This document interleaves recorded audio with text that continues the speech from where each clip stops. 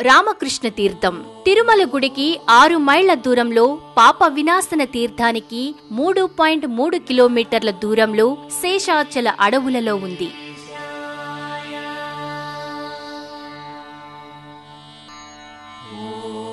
ఈ తీర్థం మహిమాన్విత తీర్థంగా భక్తులు చెబుతారు. ఇక్కడి స్థల పురాణానికి ఒక చరిత్ర ఉంది.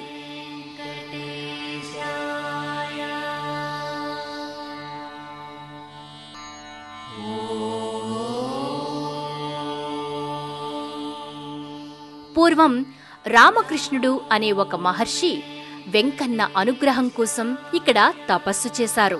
అనునిత్యం ఇక్కడి తీర్థంలో స్నానం చేసి స్వామివారిని ఆరాధించేవారు.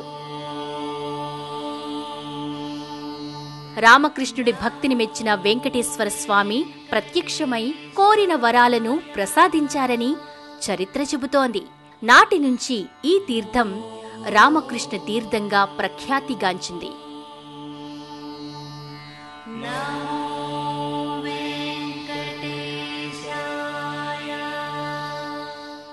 ఈ తీర్థంలో స్నానం ఆచరిస్తే సమస్త దోషాలు తొలగిపోతాయని, స్వామివారి అనుగ్రహానికి పాత్రులు అవ్వచ్చని భక్తుల విశ్వాసం.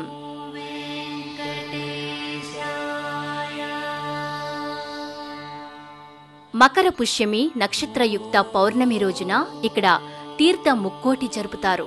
ఈ సందర్భంగా తిరుమల తిరుపతి దేవస్థానం వారు ప్రత్యేక పూజలు చేస్తారు.